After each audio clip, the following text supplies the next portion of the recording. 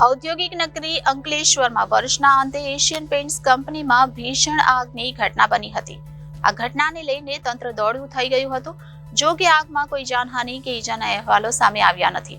કંપનીમાં ભીષણ આગના કોલ સાથે પોલીસ કાફલો, ફાયર એન્ડ સેફ્ટી વિભાગ સહિતના અધિકારીઓ દોડી આવ્યા હતા. 3 કલાક સુધી 8 જેટલા ફાયર ફાઇટરોના પાણીના મારા બાદ આગ કાબૂમાં આવી હતી. અંકલેશ્વર જીઆઈડીસીમાં એશિયન પેઇન્ટ્સ કંપનીના પેથોલિક વિભાગમાં ગુરુવારે રાત્રિ ઉત્પાદન પ્રક્રિયા ચાલી રહી હતી. દરમિયાન 7.15 કલાકના અરસામાં યુટિલિટીના કુલિંગ પ્લાન્ટમાં અચાનક ધુમાડા સાથે આગ દેખાતા દોડધામ મચી ગઈ હતી. કલર બનાવતી કંપનીમાં આગે વિકરાળ સ્વરૂપ ધારણ કરી લેતા ડીપીએમસીના ફાયર ફાઇટર દોડતા થઈ ગયા હતા. ભડકી બળતા કુલિંગ ટાવર સાથે આગના ગોટી ગોટા અને ધુમાડાને લઈ અફરાતફરીના માહોલ સાથે દોડધામ મચી હતી. કંપનીમાં ભીષણ આગના કોલ સાથે પોલીસ કાફલો, ફાયર એન્ડ સેફ્ટી વિભાગ સહિતના અધિકારીઓ દોડી આવ્યા હતા. 3 કલાક સુધી 8 જેટલા ફાયર ફાઇટરના પાણીના મારા બાદ આગ કાબૂમાં લેવાઈ હતી.